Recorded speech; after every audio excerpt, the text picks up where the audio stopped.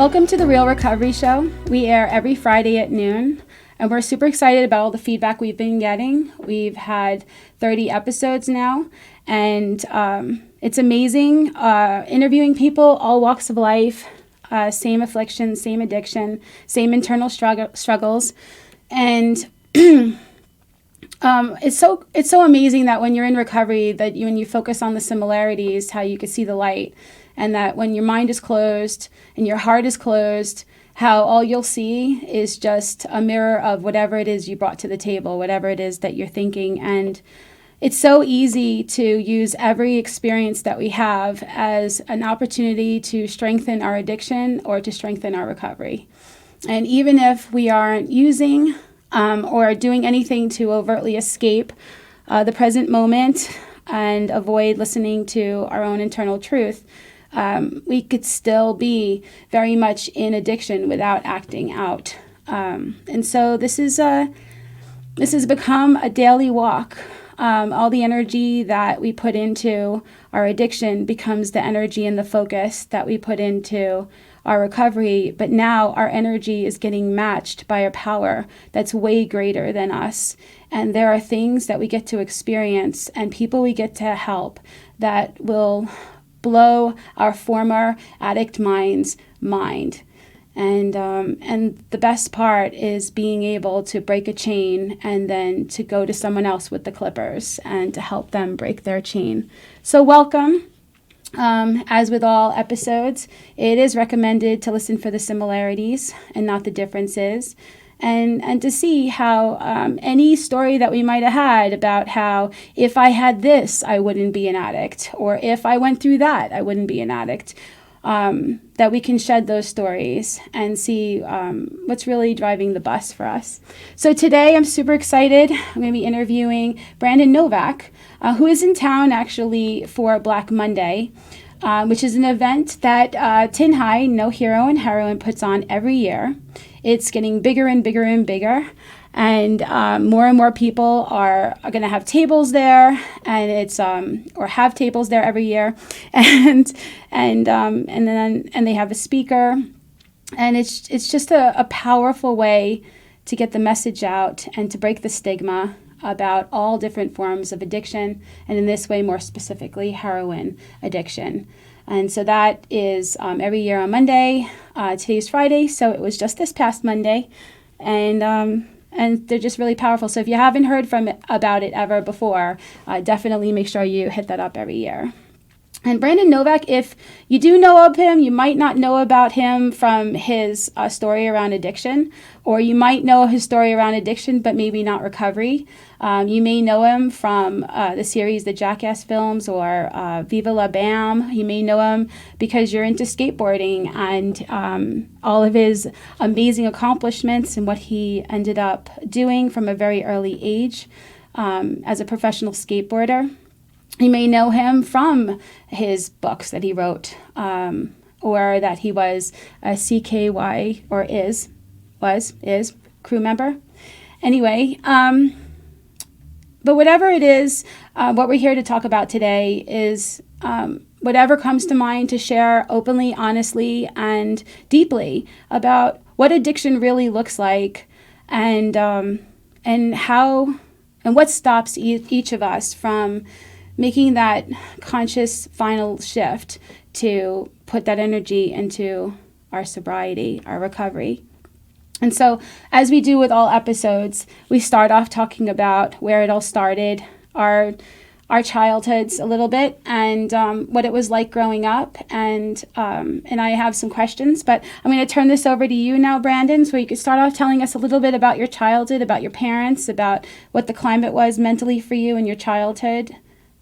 So, welcome. Yeah. Well, thanks for having me. This is a really beautiful movement or mission that's happening here in Vegas surrounding the Black Monday deal, if you will. And I loved how you opened this segment. It was very elegantly stated. Focusing on the similarities as opposed to the differences, which was and having these new experiences that would blow our former addict mind. And that's beautiful, and it's so true, and that alludes and attests to my story. Is I'm a guy that after 22 years of active alcoholism and addiction, walking into my 13th inpatient treatment center, I I could no longer look back and justify or minimize the severity of my disease of addiction and alcoholism, and I couldn't deny that I was the common denominator in my problem. And if I just maybe got out of my way, I could actually stand a chance. And what I had been doing for so many years was just rearranging the furniture on the Titanic. And my ship sank every time without fail. And so ultimately it was the last thing I tried, which happened to be the first thing that worked for me. Yeah. Ending up in a 12-step fellowship and having an amazing sponsor who allowed me to experience those 12 steps in my fellowship that allowed me to have this spiritual experience. And the definition of a spiritual experience is simply a psychic change. Yeah. Meaning what you started with the beginning of this. I no longer think today, with coming up on 8 years of sobriety, think how I thought walking into that 13th inpatient treatment center. My brain has been rewired, and I look at things in a completely different manner, in a different fashion, and in a different light. And it truly blows my addict mind. It's so interesting too is I watched something that you did on YouTube, and in it you mentioned about how here you had this mother who was what does your mom do again? She's a nuclear physicist. She's a nuclear physicist, and you have this, this attention, this focus, this I'm not going to let anything stand in my way from doing whatever I need to do. And then you have your father and all the stuff with addiction and the stuff that you were dealing with him, and this is what's so crazy about addiction to me. It's that, because I was afflicted with this too, it's that we have this mentality in our society that by sheer determination, motivation, and force, that if you have the right mindset, you could do anything. And while that's positive and it's great to have a solution-oriented, go-getter attitude, sometimes the very mind that is so, I'm going to do this, I'm going to put my mind to it, me, I got this, that same identity, that same drive can't be wrong, can't need help, can't be humble, and I had the same thing. I steamrolled through my life, accomplished things at a very early age than anybody else, 3 years of school in the same year, first house when I was 21, stuff like that, and then crashed, and then got up, and then crashed, and then got up and crashed, because this need to be, to just motivate myself and to just be driven, and it's amazing, because when you think about, the highs and then the lows. I've also been homeless. I've also been drugs and alcohol's bitch. I've also gone through that. I've had so many different addictions, and they had me.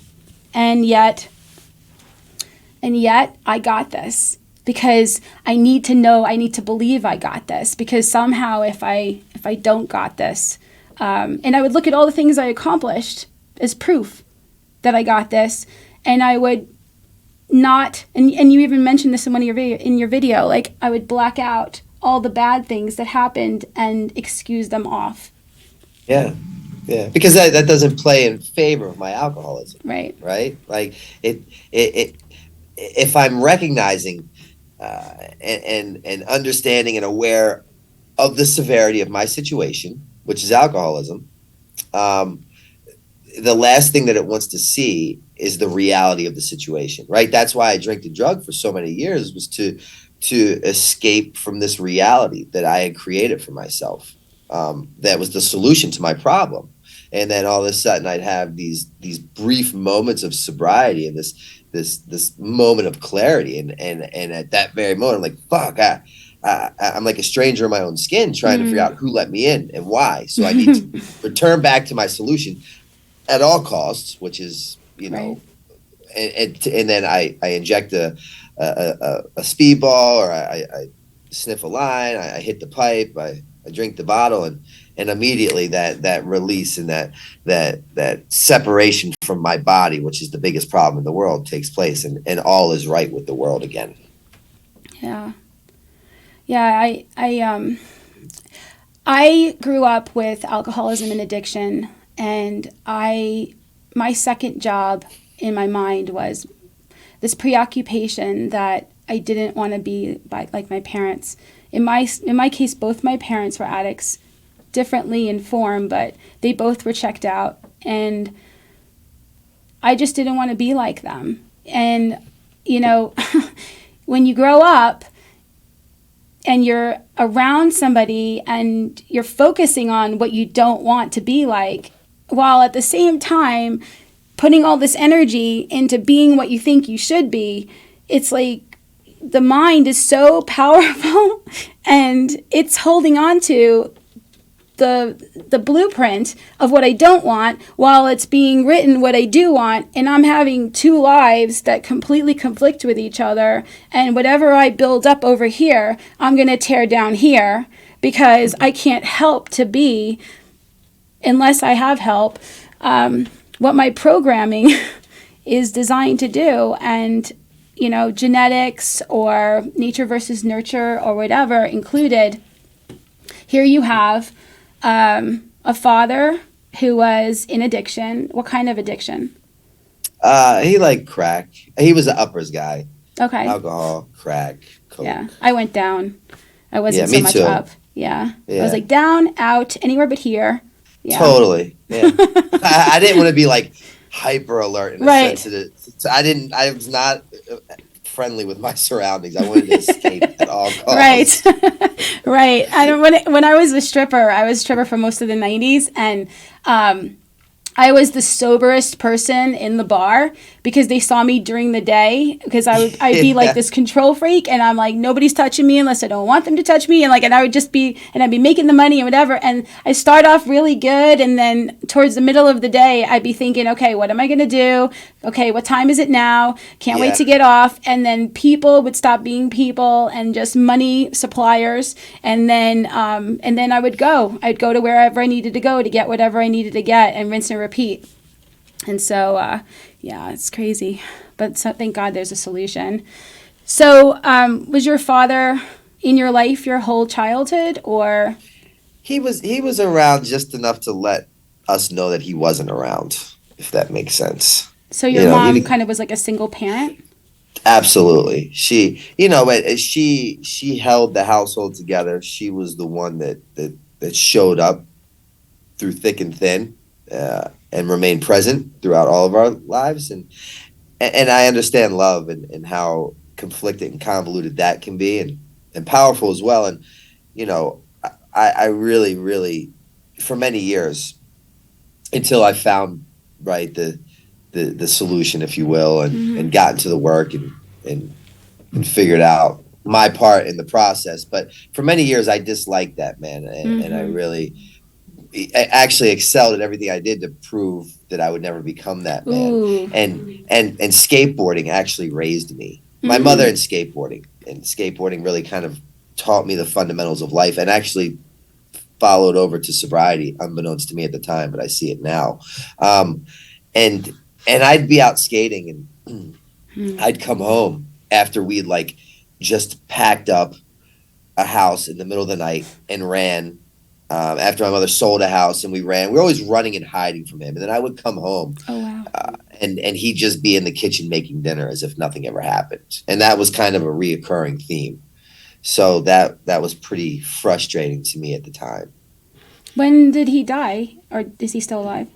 No, and asking timelines to me is not you're not going to get a great outcome. life was a blur for many years, legit. I'd say maybe 25-ish to 28-ish. I'm 44 now. Okay. Eh. Okay, it's not that important. I get the gist. Yeah, yeah. Yeah. But we went from, a father to I loved my father and I love him now. And after again doing that work Right. and Right. understanding the Right. situation and seeing it for what it really was Right. without my alcoholic brain creating these delusional narratives that aren't even real. Right. Um, he was a man that was a sick man that Right. did the best that he could with what he had. Yeah.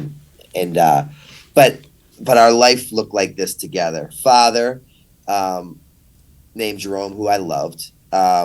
And then he would go out and he was a great cook. And when he didn't come home to make dinner at night, and we heard him and his bike, because he was in the Hells Angels, and him and his biker buddies would pull up to the house at like 4 a.m, and we'd hear the bikes and we'd shake like leaves because we didn't know who was walking through that door, but it wasn't my father who I Mm. loved.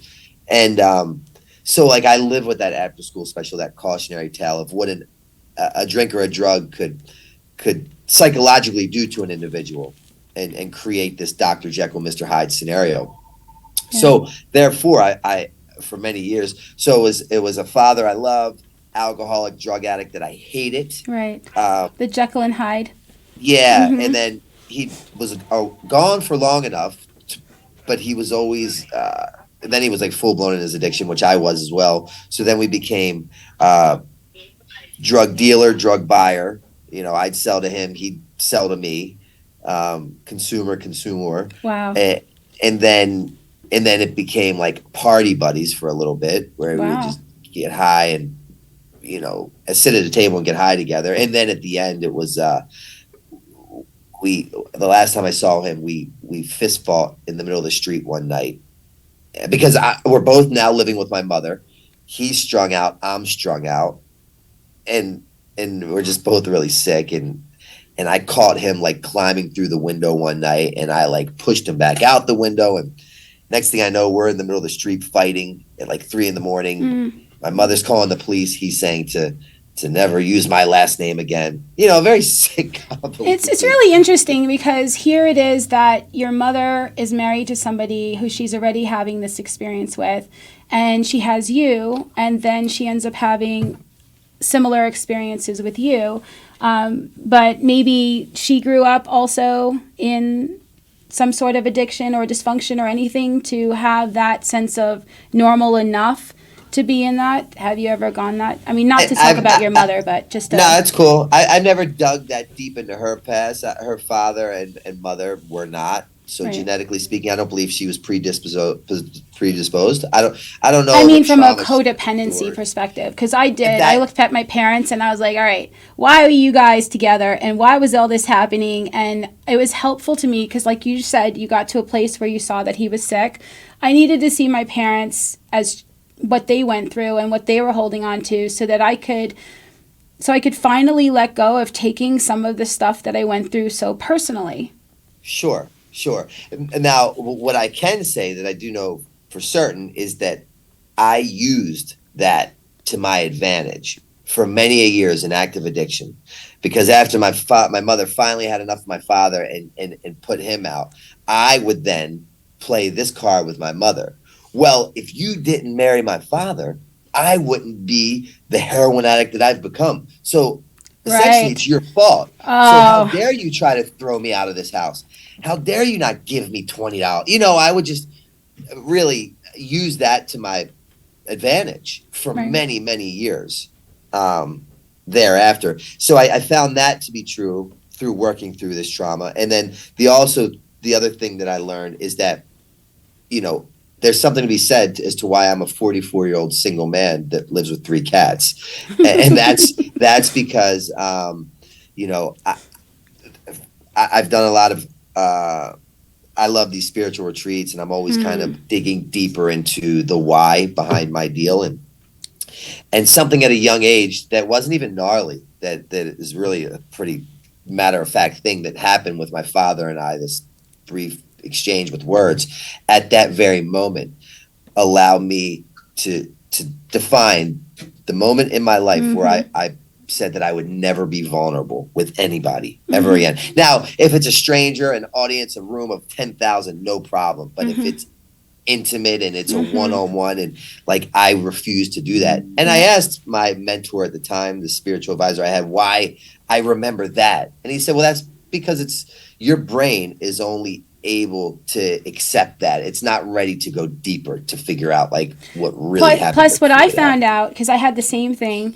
is that it's almost like an imprint that acts as a representative for that whole thought system. So like I had it too, something that seems like so a placeholder. Yeah, placeholder, exactly. Yeah. So I had this seemingly inconsequential thing happen, but it had so much loaded into it that it became the representative in my mind for why that's it. I'm never going to let anybody ever. I'm never going to be vulnerable again. I'm never going to let anybody in like that. I'm going to have everybody at an arm's distance, and that's it.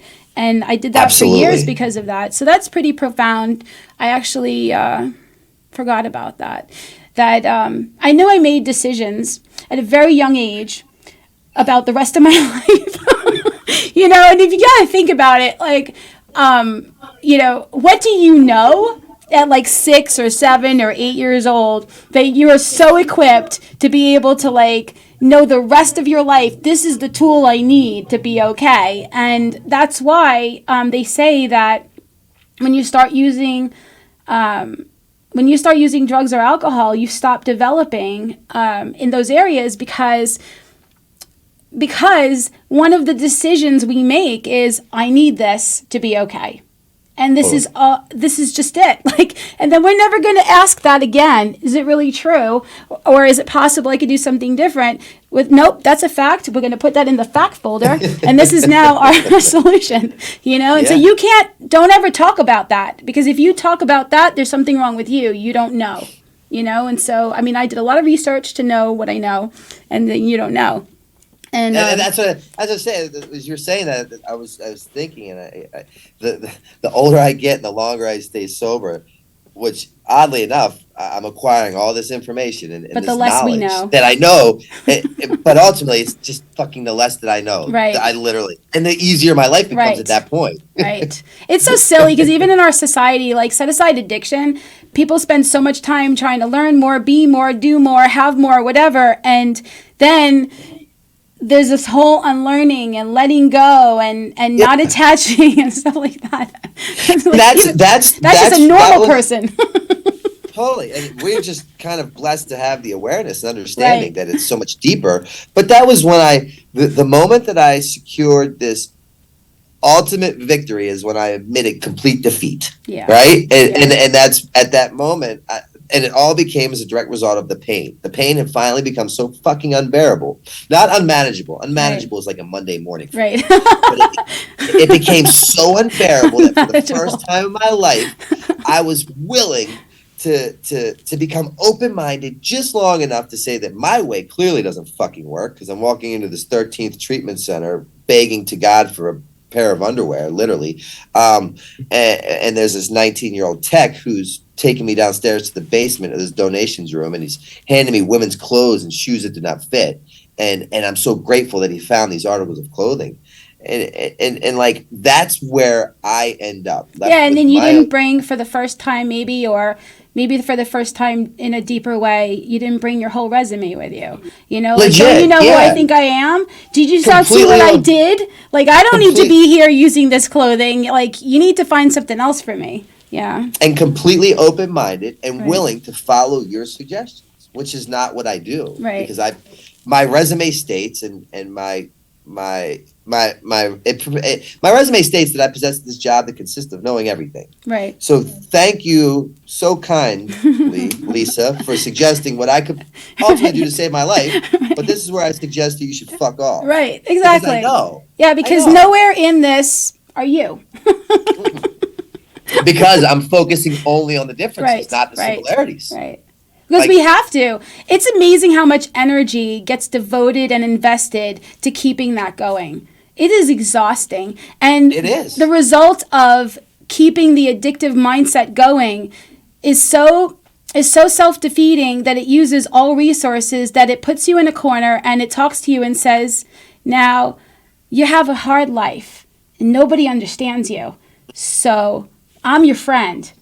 I Yeah. know what you need. I know where you need to go to get it, and I know when you need to go do it. And yeah, it's the thinking, but That it's the last place we're gonna look. that So was literally, a lot of things. I believe in alignment, and everything has to align in order to create a particular or desired outcome. That and then that the alignment's not up to me, right? The right, universe, the God, whatever you choose to call it. But at 38 years old, on this particular day, for me, it was May 25th, 2015. I was divinely inconvenienced in just such a manner that the God of my understanding showed up and he created just a big enough gap between me and the last speedball that I shot into my arm to allow me to have that moment of clarity to see what my life really looked like was. And at that fucking moment, for the first time in my life, I was no longer accepting of it. Right? It just was it's a not tipping point. okay. Yeah, And the thing is, for me, one of the big things that happened is that voice, that alcoholic brain that I possess, that talks to me in my own voice, that makes me believe the unbelievable. Exactly what you just said. Here, have this drink, take this dope, and I know where to get it, and it'll make everything better. Literally, the drink and the drug stopped working. yeah, And that was a big portion as to why I threw the talent, yeah, because I couldn't. No, I swear to God, no matter yeah. how much I fucking loaded up on that rig, if I'd fill it to, if I put another drop of water on it, the plunger would come out, and I couldn't even use the needle effectively. Like I was filling it up, and no matter how much I'd shoot up, that delusional effect was no longer being created that would allow me to escape my reality, Right, to then make this undesirable, fucking disgusting life become not only like tolerable but desirable, right, right? and right. and that it's no longer happening. So no matter how much dope I shot or wine I drank, I was no longer allowed to escape my reality, which meant that I was having that moment of clarity, sober and high, and it Yeah. was fucking That's the worst undesired. experience. I That was know it. exactly what that feels like. It's like it's That was it. there's nothing like being awake through trying to be asleep. And it's interesting because in cinematography there's a term called suspension of disbelief. And whenever somebody goes to make a movie or anything, they try their best on all parts of it, whether it's the acting, the writing, the scenery, the clothing, the effects, whatever, to engage the viewer so much that they will let go of the awareness enough that they are in the seat watching it and just be in it. And if the acting's not good, or the writing's really bad, or the storyline is not really consistent or feasible, or the effects or whatever, that the mind will wake up enough, and to the degree that the mind wakes up is the less engaged in it, in whatever it is, and that's whether or not they're going to even enjoy it and stuff. And so in our lives, it's like we have this this fixation on our story, our projection of who we think we need to be, what we think is going on, and we continue that. And if certain things don't happen, and this is why everybody has a different bottom in form, because if certain things don't happen, I could have things happen in my life that would clearly be somebody else's bottom by far, but yet for me it's not. But It's a certain Monday things morning. need to happen, and then there's this tipping point where okay is no longer okay. And you said in the video that I watched that you went to travel with your best friend Bam, right? And then you ended up bringing heroin, and then you ended up being kicked out. You went home, and good news, Mom, I'm here. And I'm here to help you again. And she's like, they called me, I know. And standing in the doorway, or I imagine that you're standing in the doorway. I might have added that. And then the look in her eyes and Yeah. what had happened. And it seems like that was, if not the moment, something that clicked for you. Because here was your mom, who was in some ways your role model or hero. Right? Is that Yeah. when you had that Yeah. okay to not okay that was, moment? that was such an insequential moment in time, right? Like Right. me being kicked off a tour Right. for my Right. drug abuse was a Monday morning. Right. Like no, like that was just the deal. Right. And showing up at my mom's house, creating this narrative, a Monday morning. But you know, I got to a point where in my life, I, I never believed I'd get to, and B, I just got tired. I got so tired of my own voice. I got so tired of playing this game of chess that only existed in my mind, and trying to play each person It is with exhausting. with the exact move that will correlate with the next move, and and when I looked in her eyes, and I had already done some things in life that people would accredit to success and happiness, Right. and really like, you've arrived, and now I'm standing back on her, literally, and you called it right. I was in her on her doorstep in Baltimore City, in Little Italy, in this little row home, and I'm standing there, and she'd always lock the door like Fort Knox. She's this older woman that lives by herself in the city, and I knock, and normally she'd open the door, and a smile, and this little old lady, and that day there was no smile. It was just a look of like, not disgust, but like, just, you let me down. You hurt me. And she didn't even have to say much. You know, when less is more. And that day, less was fucking more. And I just like, I was tired. I was done. And it was just, yet again. So therefore, I don't ever look at any attempts at trying to find sobriety as a failure. Right. Whether I got loaded in the facility, whether I AMA'd to go get high, whether I stayed sober for a week, whatever it is, because these seeds, unbeknownst to me, were being planted all along the way. Right. And it was at that moment where it was like these seeds just like sprouted like they were on fucking meth or angel dust. They just, in the blink of an eye, they fully grown. And I could see my part in everything. And everything that they said to me at every one of those attempts, it just rang true, and it was in my face, and it was so clear and concise that like, I am the problem, and like, I continue to create these situations and outcomes, and if I just fucking take some suggestions and follow advice from these other people. So therefore, when I after that day, which was externally so far from what my previous bottoms looked like. Like, my previous bottoms looked like me standing on the corner of Eastern Avenue and Patterson Park in Baltimore City, allowing men to blow me to get more money to buy more heroin. Like, eating out of trash cans, like sleeping in abandoned houses. Those are my bottoms. This day, I had just been kicked off a tour from Australia.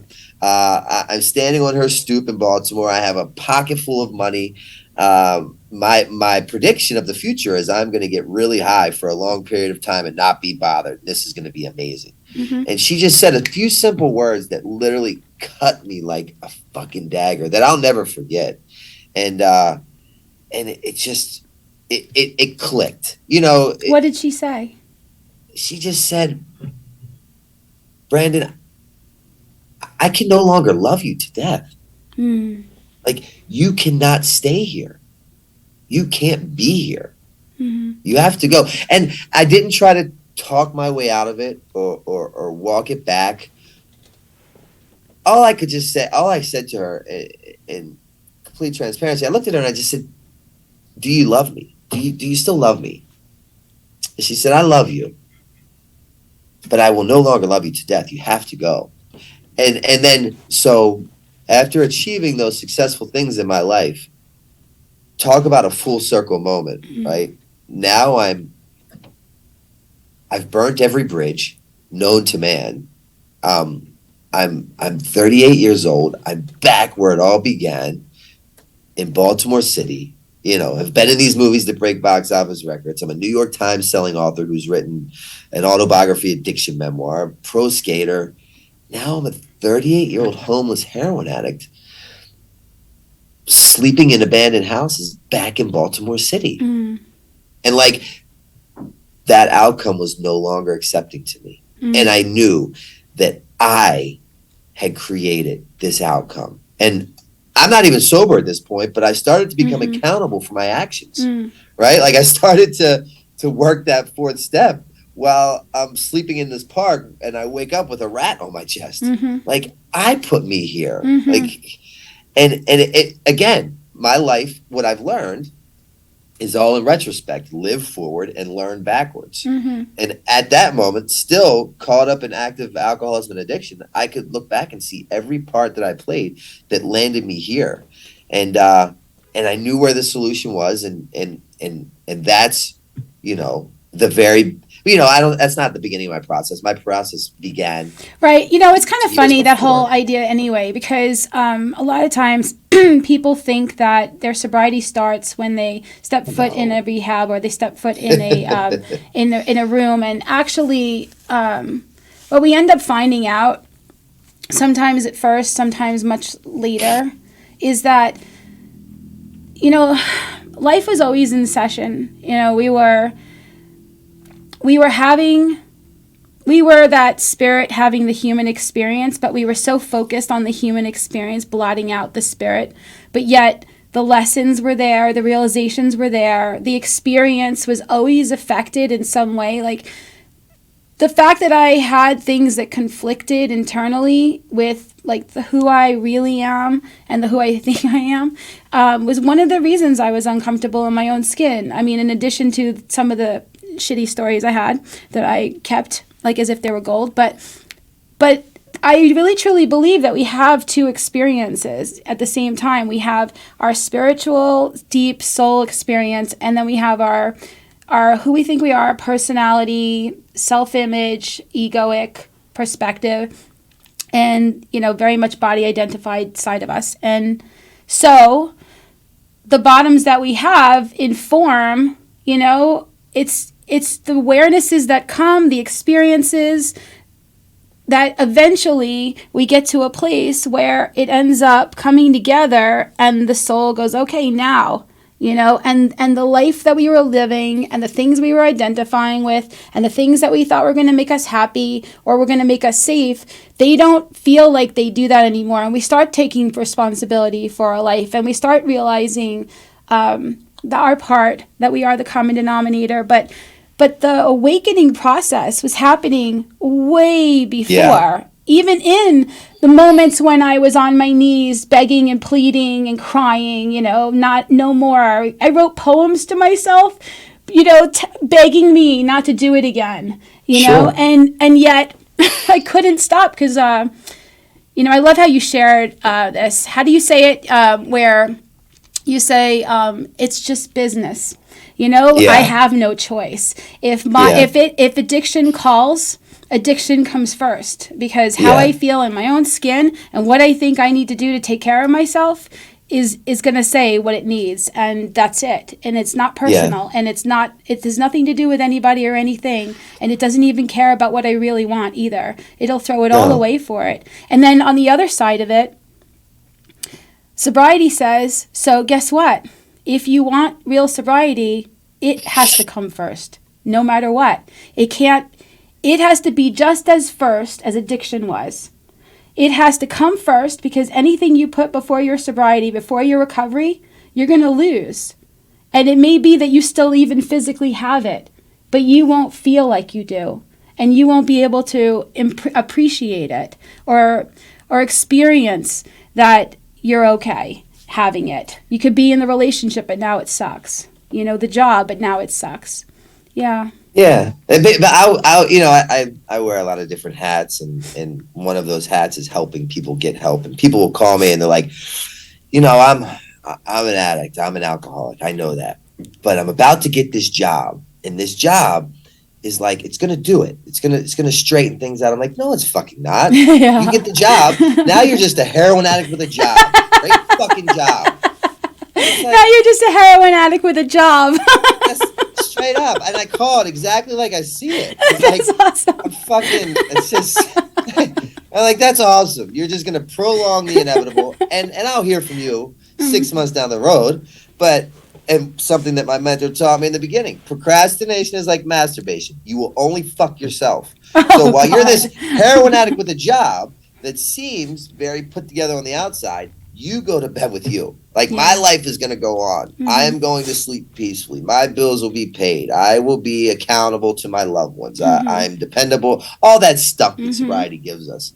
Like, and just know that when and if you're ready, you know, I will be here. But yeah, I love those guys, and I was those guys, so I get it. It makes, like, I'm great at devil's advocate because there's not much I haven't seen, tried, or did to make it through another day. So I love the people that are going to get the things that are going to straighten them out, or the ones that have a plan, because I had a lot of plans. Right. We all have excuses too, where we say, you know, if I had a job, or I have, or paradoxically, I have the job, I have the responsibility, I have the kids. Oh my God, if I just had it easier, if I didn't have all these responsibilities. Yeah. Good luck. It would be so good, and then I could get sober. It's like, well, I was thinking that when you were opening this up, you know, the assets become the defects, right? Like, if I just had to get a break, then I could go to treatment and get this, and then right, we find sobriety and recovery, and then those defects become the assets. It's really, it's all a contradictory mind fuck, right? It is. How I lived my life prior to sobriety was to fight was to win, to fight was to survive, to fight was necessity, to fight was to make it through another day. And then I come into sobriety, and to fight is to lose. To fight is to die. To fight is to drink. So it's like a complete... Right.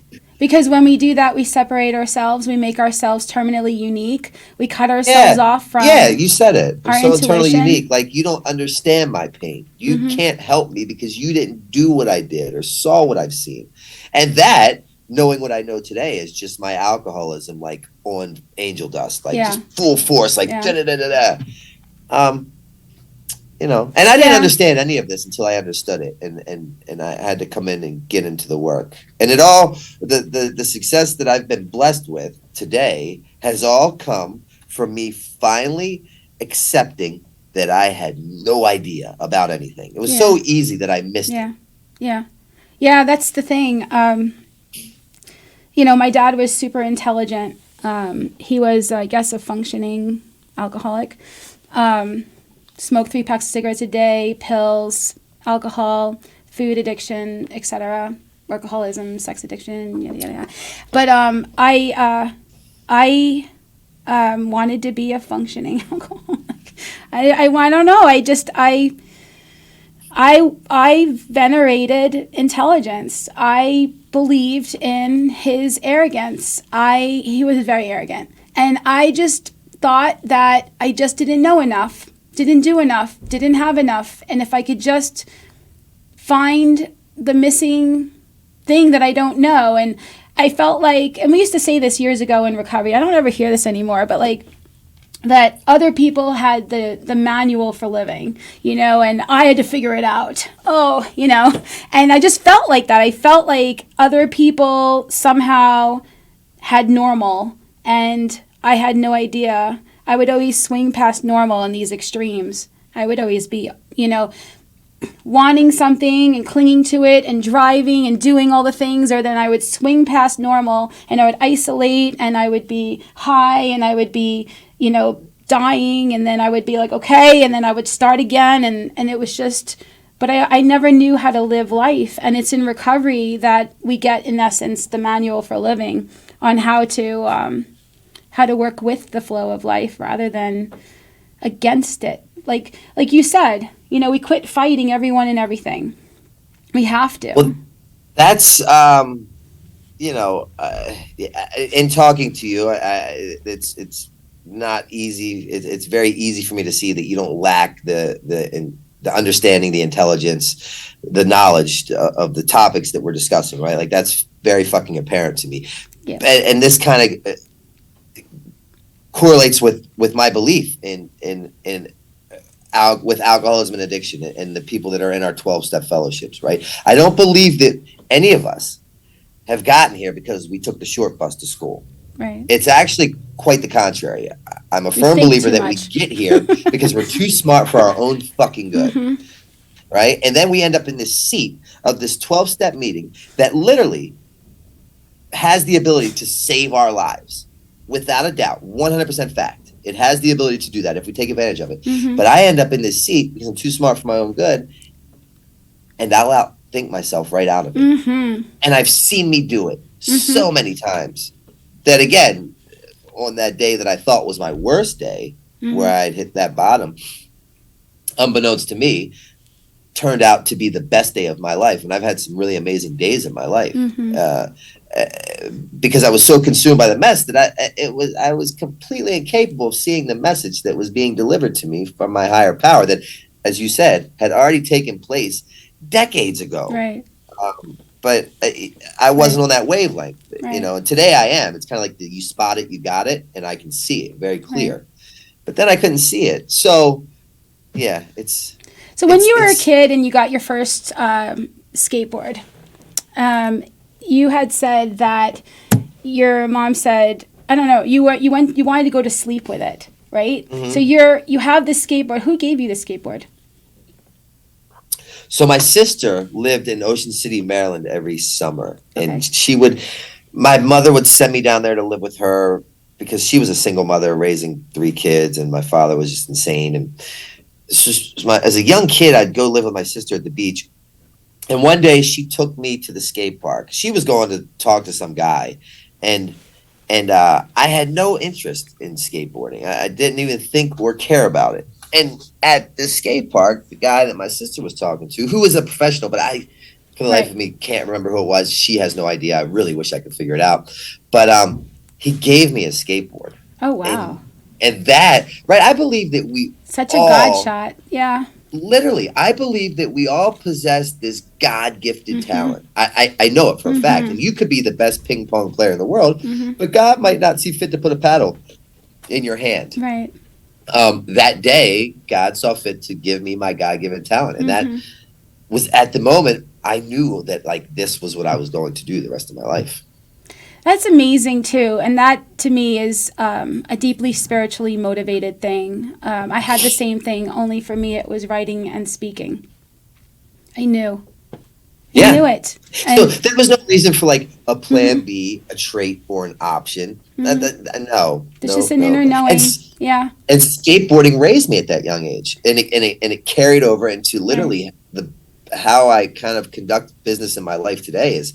and recovery, more importantly. Skateboarders will try a trick for hours, days, weeks, months, sometimes years.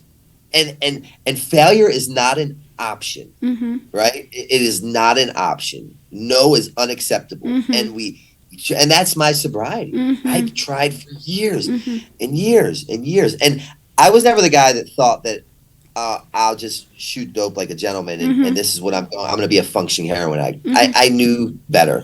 I knew that either I was going to get sober one day or I was going to die. There was no, like, happy medium in that. And, same with skateboarding.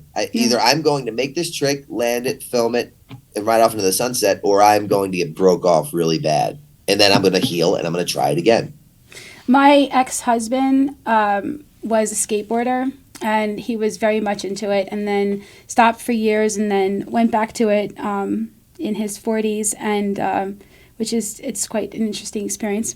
But there was something he said to me once about a spiritual lesson that he had in skateboarding, and he said that everything that he's done, he learned by skateboarding. The attitude he needs to have. He said, when you're up and you're about to do a drop and you're about to go in, he said, you have to picture you doing it, you succeeding. You can't have any doubts or any other stories in your mind. You have to completely detach from all of it and just focus.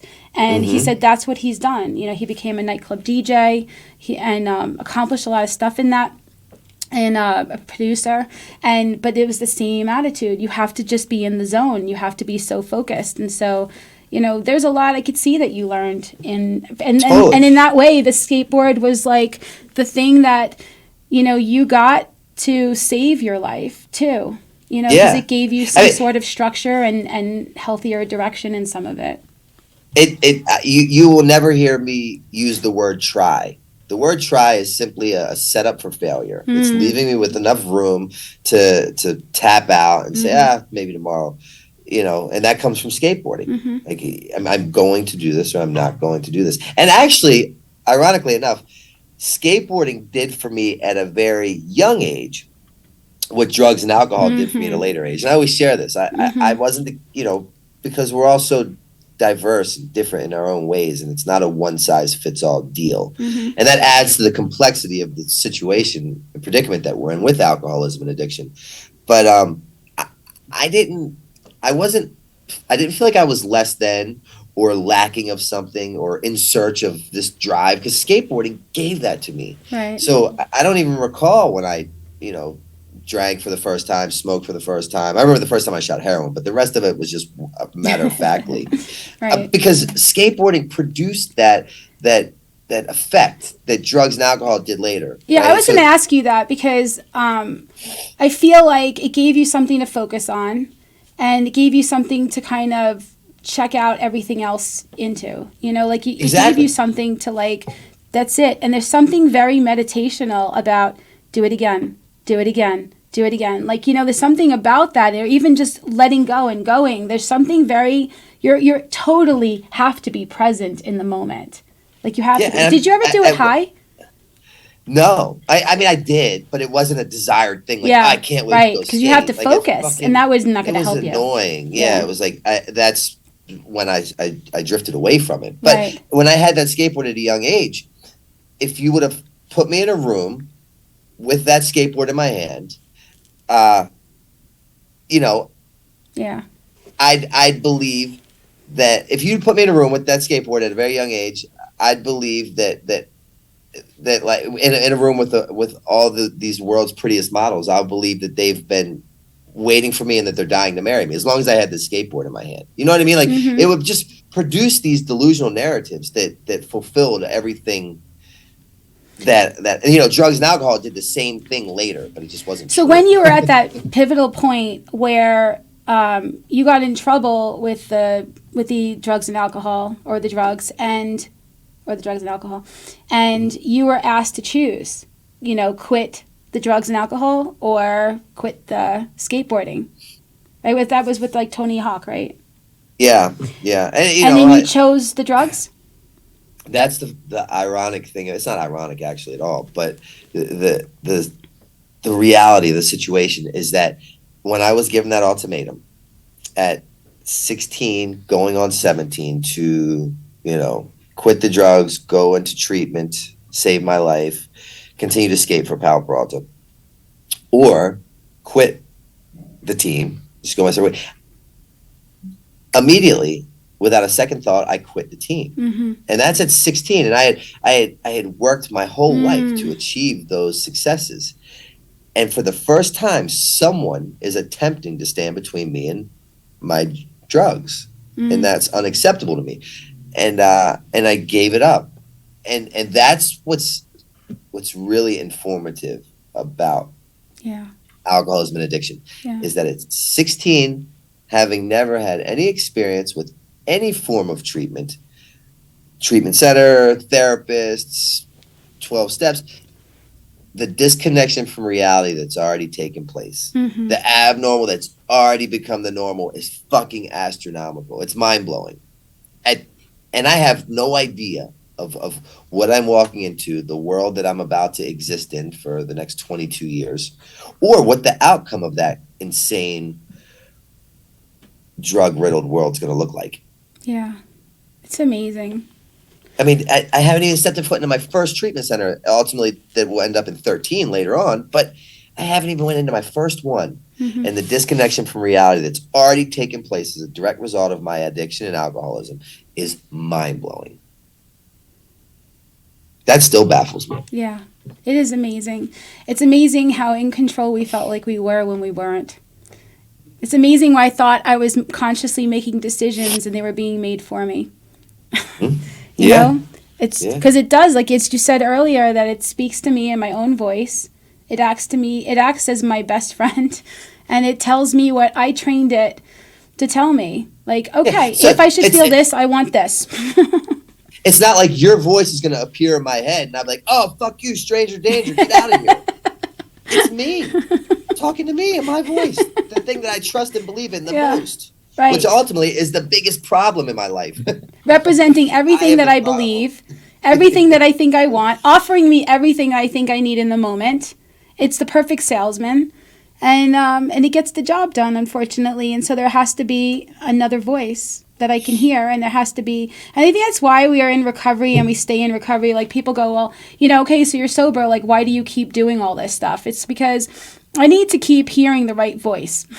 That's why, because the wrong voice will start to speak to me again, and I'll start to listen. Totally. The reason I look back, and the reason why I got beat the fuck every time I stepped into the ring with my opponent, meaning addiction, is because I underestimated it. I underestimated the opponent that I was up against for so many years because I was so intelligent that I had it figured out. I could shuck and jive. I could fucking bob and weave. I could maneuver. I could manipulate. I could get around, and achieve that desired outcome. And I was so wrong. I was so wrong that I had no idea. And then today, the reality is the reason why I'm where I'm at and the things that I'm doing and the blessings that appear is because I remain proactive in my sobriety. Yeah. Right. I suffer with that disease called alcoholism. Not alcohol wasn't. Right. I don't have the ability or blessing to stay sober off yesterday's sobriety. Right. And today I'm more susceptible to having a drink today than I was when I sat in that 90-day inpatient treatment center. Yeah. In 2015, without a doubt, because, right, understanding the power of my alcoholism and how it works, and I'm armed with the actual facts, it will use today my assets as defects. Right. And it will say, well, you're like a completely different person.